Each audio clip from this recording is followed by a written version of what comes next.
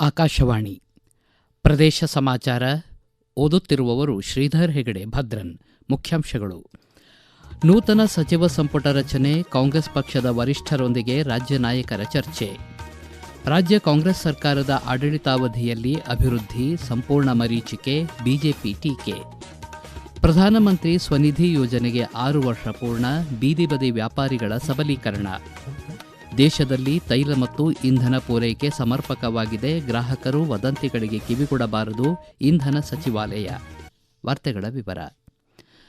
ರಾಜ್ಯ ನೂತನ ಸಚಿವ ಸಂಪುಟ ರಚನೆ ಕುರಿತು ಹಂಗಾಮಿ ಮುಖ್ಯಮಂತ್ರಿ ಸಿದ್ದರಾಮಯ್ಯ ಹಾಗೂ ನಿಯೋಜಿತ ಮುಖ್ಯಮಂತ್ರಿ ಕೆಪಿಸಿಸಿ ಅಧ್ಯಕ್ಷ ಡಿಕೆ ಶಿವಕುಮಾರ್ ನವದೆಹಲಿಯಲ್ಲಿ ಪಕ್ಷದ ವರಿಷ್ಠರೊಂದಿಗೆ ಚರ್ಚೆ ನಡೆಸಿದ್ದಾರೆ. ನಾಳೆ ಮುಖ್ಯಮಂತ್ರಿಯಾಗಿ ಡಿಕೆ ಶಿವಕುಮಾರ್ ಹಾಗೂ ಸಚಿವ ಸಂಪುಟದ ಸದಸ್ಯರು ಪ್ರಮಾಣ ವಚನ ಸ್ವೀಕರಿಸಲಿದ್ದಾರೆ.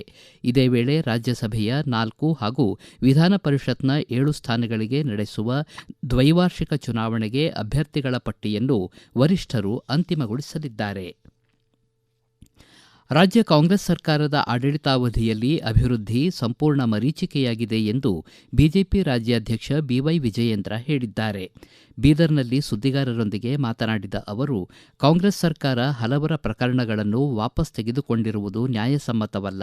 ಕಲಬುರಗಿಯ ಆಳಂದದಲ್ಲಿ ನಡೆದಿರುವ ಘಟನೆಗೆ ಸಂಬಂಧಿಸಿದ ಪ್ರಕರಣವನ್ನೂ ಸಹ ಹಿಂತೆಗೆದುಕೊಳ್ಳಲಾಗಿದೆ.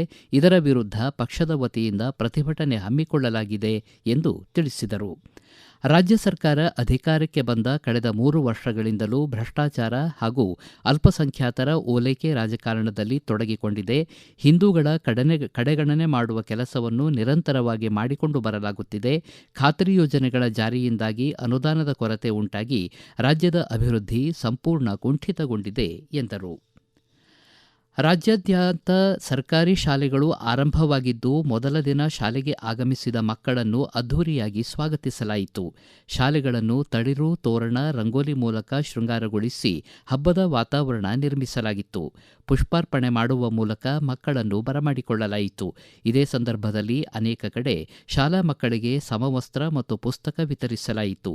ರಜೆ ಬಿಡುವಿನಲ್ಲಿದ್ದ ಮಕ್ಕಳು ಉತ್ಸಾಹದಿಂದಲೇ ಶಾಲೆಗೆ ಹಾಜರಾದರು. ಕಳೆದ ಡಿಸೆಂಬರ್ನಲ್ಲಿ ನಡೆದ ಸಂಸತ್ತಿನ ಚಳಿಗಾಲದ ಅಧಿವೇಶನದಲ್ಲಿ ತಾವು ಮಂಡಿಸಿದ್ದ ರಾಷ್ಟ್ರೀಯ ಪುಷ್ಪೋದ್ಯಮ ಮಂಡಳಿ ವಿಧೇಯಕ 2024 ಲೋಕಸಭೆಯಲ್ಲಿ ಪರಿಗಣಿಸಲು ಭಾರತದ ರಾಷ್ಟ್ರಪತಿಗಳು ಸಂವಿಧಾನದ 117 3ನೇ ವಿಧಿಯ ಅಡಿಯಲ್ಲಿ ಶಿಫಾರಸು ಮಾಡಿದ್ದಾರೆ ಎಂದು ಸಂಸದ ಡಾ ಕೆ ಸುಧಾಕರ್ ತಿಳಿಸಿದ್ದಾರೆ. ಪುಷ್ಪ ಕೃಷಿಯಲ್ಲಿ ತೊಡಗಿಸಿಕೊಂಡಿರುವ ನಮ್ಮ ರೈತರಿಗೆ ರಾಷ್ಟ್ರಮಟ್ಟದಲ್ಲಿ ಒಂದು ಸಾಂಸ್ಥಿಕ ಬೆಂಬಲ ಒದಗಿಸುವ, ಸಂಶೋಧನೆ ಮತ್ತು ನಾವೀನ್ಯತೆಗೆ ಉತ್ತೇಜನ ನೀಡುವ, ಮೌಲ್ಯವರ್ಧಿತ ಉತ್ಪನ್ನಗಳಿಗೆ ಅವಕಾಶ ಕಲ್ಪಿಸುವ ಹಾಗೂ ಮಾರುಕಟ್ಟೆ ವಿಸ್ತರಿಸಿ ರಫ್ತು ಸಾಮರ್ಥ್ಯವನ್ನು ಹೆಚ್ಚಿಸುವ ಉದ್ದೇಶದಿಂದ ತಾವು ಡಿಸೆಂಬರ್ 2025ರಲ್ಲಿ ಈ ಖಾಸಗಿ ಸದಸ್ಯರ ಮಸೂದೆಯನ್ನು ಮಂಡಿಸಿದ್ದೆವು ಎಂದು ಸಾಮಾಜಿಕ ಮಾಧ್ಯಮ ಎಕ್ಸ್ ಮೂಲಕ ಹೇಳಿದ್ದಾರೆ. ಮುಂಬರುವ ಸಂಸತ್ತಿನ ಮುಂಗಾರು ಅಧಿವೇಶನದಲ್ಲಿ ಲೋಕಸಭೆ ಈ ವಿಧೇಯಕವನ್ನು ಪರಿಗಣಿಸಿ ಸುದೀರ್ಘವಾಗಿ ಚರ್ಚಿಸಿ ದೇಶದ ಲಕ್ಷಾಂತರ ಹೂವು ಬೆಳೆಗಾರರ ದೃಷ್ಟಿಯಿಂದ ಈ ಮಸೂದೆಯನ್ನು ಅಂಗೀಕರಿಸಲಿದೆ ಎಂಬ ವಿಶ್ವಾಸವಿದೆ ಎಂದು ಅವರು ತಿಳಿಸಿದ್ದಾರೆ. ಮಂಡ್ಯದ ಕೃಷಿ ವಿಜ್ಞಾನಗಳ ವಿಶ್ವವಿದ್ಯಾಲಯದ ಆವರಣದಲ್ಲಿ ಸ್ವಚ್ಛತೆಯಿಂದ ಪರಿಸರ ಸ್ವಾಸ್ಥ್ಯ ಸಾಧ್ಯ ಎಂಬ ಘೋಷವಾಕ್ಯದೊಂದಿಗೆ ಸ್ವಚ್ಛ ಭಾರತ ಹಾಗೂ ಪಾರ್ಥೇನಿಯಂ ಅರಿವು ಅಭಿಯಾನ ಹಮ್ಮಿಕೊಳ್ಳಲಾಗಿತ್ತು. ಕಾರ್ಯಕ್ರಮದ ಅಂಗವಾಗಿ ವಿಶ್ವವಿದ್ಯಾಲಯ ಆವರಣದಲ್ಲಿ ಸ್ವಚ್ಛತಾ ಕಾರ್ಯ ನಡೆಸುವುದರೊಂದಿಗೆ ಪಾರ್ಥೇನಿಯಂ ಕಳೆ ನಿರ್ಮೂಲನೆ ಕುರಿತು ಅರಿವು ಮೂಡಿಸಲಾಯಿತು. ಸಹ ಸಂಶೋಧನಾ ನಿರ್ದೇಶಕ ಡಾ ಬಿಎಸ್ ಬಸವರಾಜು ಮಾತನಾಡಿ, ಪ್ಲಾಸ್ಟಿಕ್ ತ್ಯಾಜ್ಯವು ಪರಿಸರಕ್ಕೆ ದೊಡ್ಡ ಸವಾಲಾಗಿದ್ದು, ಪ್ಲಾಸ್ಟಿಕ್ ಬಾಟಲಿಗಳು, ಕವರ್ಗಳು ಹಾಗೂ ಇತರೆ ತ್ಯಾಜ್ಯಗಳನ್ನು ಎಲ್ಲೆಂದರಲ್ಲಿ ಎಸೆಯದೆ ಸೂಕ್ತ ರೀತಿಯಲ್ಲಿ ವಿಲೇವಾರಿ ಮಾಡಬೇಕು ಎಂದು ತಿಳಿಸಿದರು.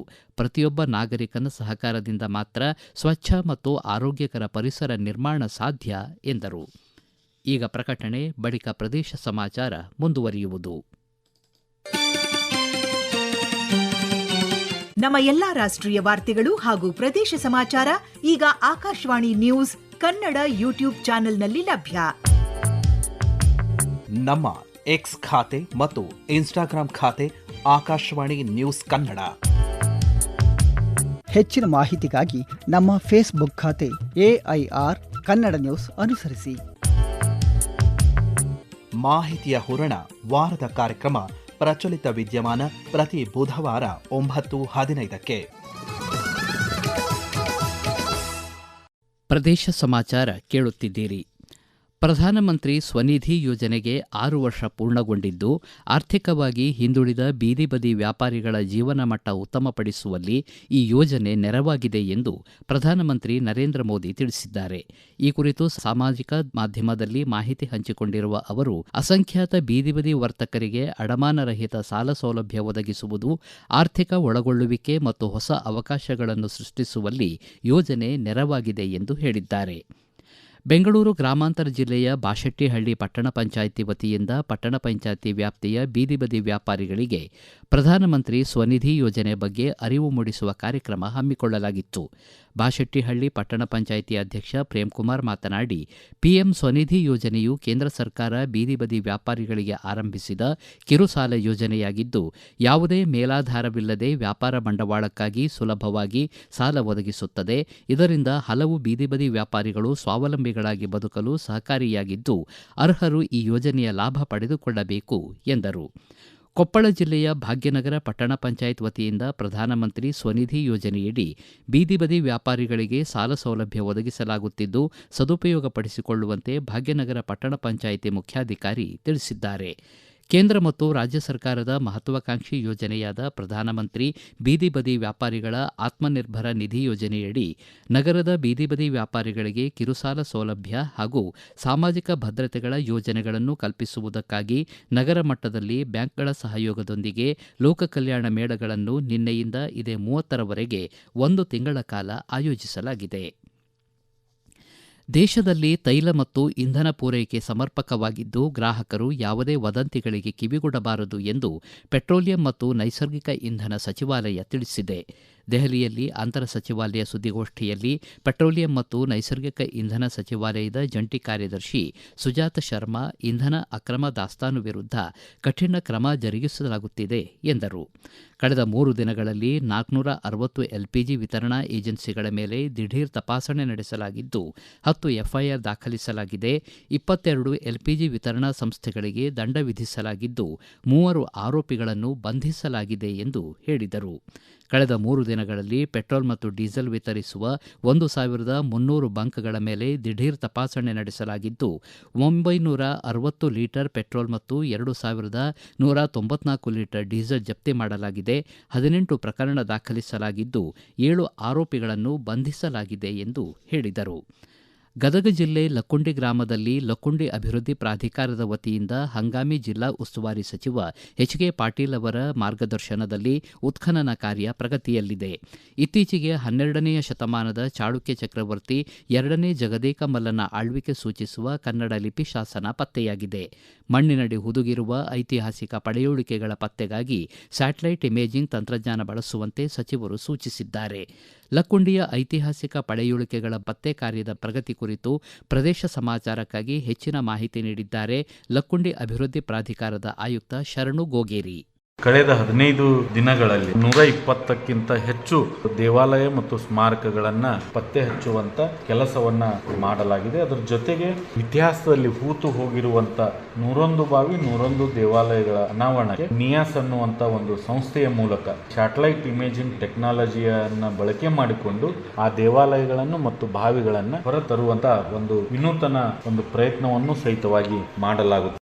ಕರ್ನಾಟಕ ಸರ್ಕಾರ ಇತ್ತೀಚೆಗೆ ಘೋಷಿಸಿರುವ ಕನಿಷ್ಠ ವೇತನ ಹೆಚ್ಚಳದ ತಿದ್ದುಪಡಿ ಆದೇಶವನ್ನು ವಿರೋಧಿಸಿ ಬೆಳಗಾವಿಯ ವಿವಿಧ ವ್ಯಾಪಾರ ಮತ್ತು ಕೈಗಾರಿಕಾ ಸಂಘಟನೆಗಳು ಪ್ರತಿಭಟನೆ ನಡೆಸಿ ಆದೇಶ ರದ್ದುಗೊಳಿಸಲು ಆಗ್ರಹಿಸಿವೆ.